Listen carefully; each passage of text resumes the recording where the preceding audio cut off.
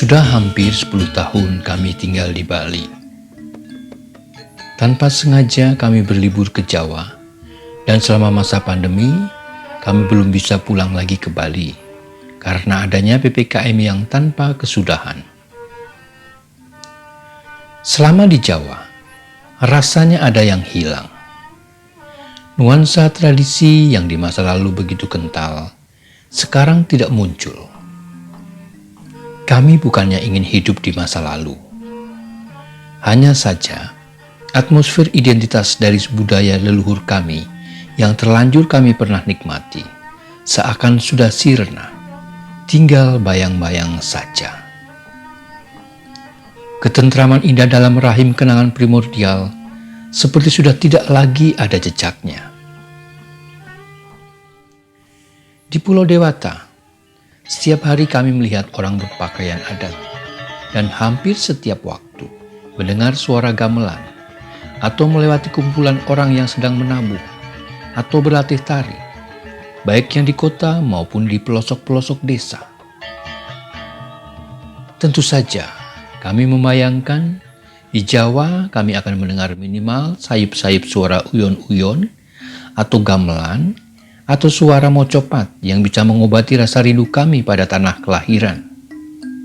Sayangnya, konon sudah 5-10 tahun terakhir ini, jangankan melihat orang berpakaian adat atau berlatih tari, atau mendengar suara tabuhan gamelan, merasakan sayup-sayup suara radio yang melantunkan tembang Jawa atau gamelan pun sama sekali sangat jarang, kalau bukannya tidak ada. Kalaupun ada, mungkin hanya di desa-desa yang masih terpelosok. Saya tersentak. Loh, kemana perginya kesenian Jawa yang katanya adiluhung itu? Bukankah yang adiluhung biasanya lebih langgeng dan lebih berkembang, kokoh dan tahan banting? Di kota-kota, kami hanya mendengar musik hingar-bingar ala pop barat. Di desa-desa yang berkumandang kalau tidak musik dangdut, ya musik koplo. Kemana ya perginya kesenian warisan leluhur kita? Tidak ada lagi suara gamelan, tidak ada lagi tembang mocopat, tidak ada tayub, tidak ada ronggeng, tidak ada ludruk atau tembang remo, tidak ada lagi orang menari, tidak ada lagi wayang kulit, tidak juga wayang wong, tidak ada lagi ketoprak. Tidak juga terdengar musik keroncong, kecuali sesekali dalam hajat nikahan. Di tanah Pasundan atau di tlatah Banten pun, jarang-jarang berkumandang ketuk tilu atau jaipong atau musik angklung. Paling di kampus, terutama kampus seni dan sanggar-sanggar seperti Sanggar Mang Ujo, di sana kita bisa mengobati rasa kangen kita dengan workshop dan pertunjukan musik angklung. Saya sedikit terhibur karena kadang-kadang masih mendengar musik campur sarinya almarhum Didi Kempot dengan aksen langgam berbahasa Jawa. Lumayanlah, walaupun tidak sekental seni asli tradisional klasik.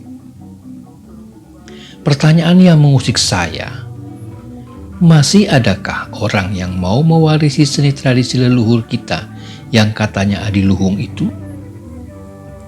Masih butuhkah masyarakat modern Indonesia ini dengan seni tradisional mereka? Banyak orang yang saya tanyai dan ajak ngobrol menjawab kalau sekarang ini mayoritas generasi muda sudah tidak lagi kenal dengan seni tradisi. Sekolah-sekolah pun sudah tidak lagi memberi ruang yang proporsional bagi murid-murid untuk belajar seni tradisional. Orang menganggap seni tradisional itu kuno, ketinggalan zaman, kampungan, dan memalukan. Masyarakat kita dewasa ini juga enggan mengenakan pakaian dan aksesori tradisional Jawa atau Sunda. Pakaian adat hanya dikenakan di saat ada resepsi pernikahan atau perayaan Hari Kartini. Sungguh tidak nyambung. Pakaian adat oleh sebagian anak muda dianggap identik dengan tua, tidak modis, tidak modern, dan memalukan. Bagaimana dengan Anda yang ada di luar Jawa?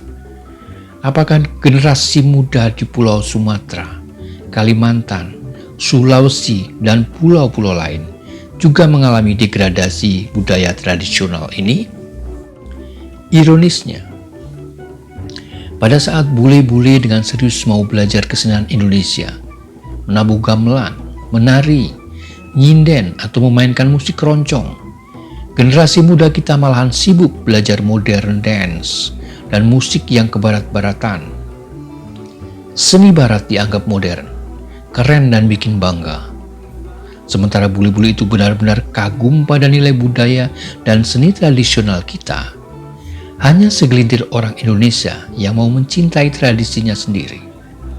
Yang segelintir itu kebanyakan adalah mereka yang kebetulan belajar di sekolah jurusan karawitan, jurusan tari, atau pedalangan. Sebagian yang lain adalah generasi terpelajar yang cinta pada keunikan tradisi, namun dengan jumlah yang sangat sedikit. Di Indonesia, kesenian tradisional dianggap belum bisa diandalkan untuk menafkahi kehidupan sehari-hari kita. Kebutuhan masyarakat untuk menikmati seni tradisional sangat kurang. Itulah yang dijadikan alasan utama orang meninggalkan tradisinya sendiri. Lah, kalau begitu, kelak kalau kita mau belajar seni tradisional Indonesia, apa mungkin kita harus belajar dari orang-orang bule? Apa iya kita harus ke Eropa, ke Amerika, atau ke Jepang? Tapi sudahlah, kita tidak bisa memaksa. Cinta adalah pilihan bebas. Setiap orang bebas untuk memilih mencintai tradisi dan identitasnya sendiri, atau memilih menyukai tradisi milik orang lain, yang tetap saja membuat kita tidak pernah menguasainya dengan baik, karena memang itu bukan jiwa kita. Bicara musik, tari, dan seni western, ya orang baratlah yang lebih jago dan lebih ahli. Di dunia internasional, tetap saja kita kalah ahli dan kalah populer dalam seni modern barat. Kalaupun ada orang-orang kita yang jago main musik barat, atau menyanyi lagu-lagu barat, atau membuat tarian barat, ya paling hanya segelintir 1-2 orang saja. Selebihnya kita tampil seperti badut yang kedodoran ketika memperagakan kebudayaan orang lain. Memang, tidak semua yang dari barat itu jelek. Banyak kecanggihan dan keutamaan barat yang pantas kita apresiasi, karena nyatanya dunia ilmu, dunia teknologi, filsafat, pemikiran, dan wajah bumi ini berubah akibat penemuan-penemuan barat. Kita hanya tidak mau punya rumah sendiri, tetapi memilih mengungsi ke rumah orang lain. Ibaratnya, kita senang memakai bajunya, tetapi tidak menggunakan isinya. Kita ke barat-baratan dalam hal-hal yang jelek, namun kita tidak menangkap inti jiwa dari kebudayaan barat, yang lebih kompetitif, sportif, rasional, eksploratif, egaliter, setara, saintifik, ilmiah, humanis, dan menghargai hak individu, serta kebebasan yang berdasarkan pada penghargaan terhadap hak-hak asasi manusia. Kita senang hura-huranya, bukan kerja kerasnya. Kita maunya bebas lepas, freestyle, free time, free sex, tetapi suka memaksakan kehendak atas nama kebebasan. Kita tidak toleran, mau menang sendiri, dan mengganggu kebebasan orang lain untuk menikmati kebebasan mereka. Kita bilang kita cinta agama, tetapi kita lupa untuk memuliakan manusia. Kita bilang kita ini Indonesia yang berjiwa nasionalis dan Pancasilais, tetapi sulit menerima perbedaan. Kita sudah seperti manekin, badut, serba snob, dan benar-benar naif, lebay. Mau berjalan kemanakah sebenarnya bangsa kita ini? Ke utara terlalu jauh, ke selatan pun serba ragu. Ke barat kita pun tanggung, ke timur sudah lupa jalannya. Mengapa sih kita tidak bisa mencintai tradisi dan kebudayaan kita sendiri. Gak trendy katanya. Mengapa kita rela tidak punya identitas dan ikut arus saja? Apa mau kita enak-enak membiarkan budaya kita tenggelam oleh penjajahan budaya bangsa lain dan membuat kita menjadi bangsa yang terasing di negeri sendiri, menjadi lebih konsumeristis, hedonis, dan tertindas oleh perkembangan dunia yang semakin mengglobal? Bukankah lama-lama kita akan menjadi budak dunia, baik dalam segi ekonomi, politik, dan kebudayaan? Bangsa yang tidak percaya diri pada identitasnya sendiri ini ibarat anak durhaka yang tidak mau mengakui dan mencintai orang tuanya dan rumahnya sendiri dan lebih menyukai rumah orang lain.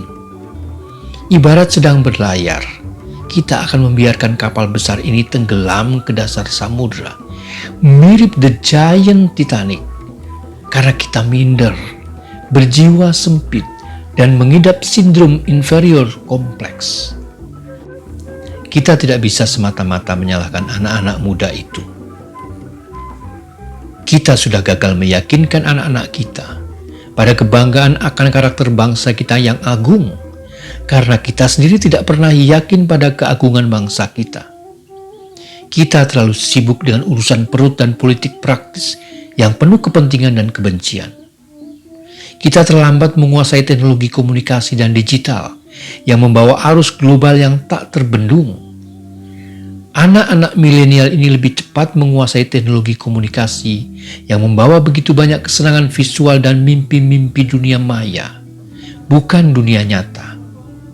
Kita jarang secara bersama-sama menghidupkan, merevitalisasi kembali makna kebudayaan kita. Bukan sekali dua kali kita membenturkan seni tradisi dan keyakinan agama, sehingga terjadi polarisasi.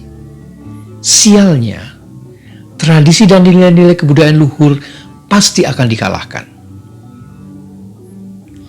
Kita tidak bisa memaksa anak-anak kita menguasai seni tradisional, karena sebagian dari kita sendiri tidak pernah mau belajar seni tradisional, tidak menguasainya, dan tidak pula merindukannya. Kita tidak bisa memaksa mereka mencintai, karena kita sendiri tidak sungguh-sungguh mencintai kebudayaan milik warisan leluhur kita. Kegagalan mereka mencintai kebudayaannya karena mereka tidak mengenal rumah budayanya sendiri dengan baik. Kegagalan mereka adalah kesalahan kita.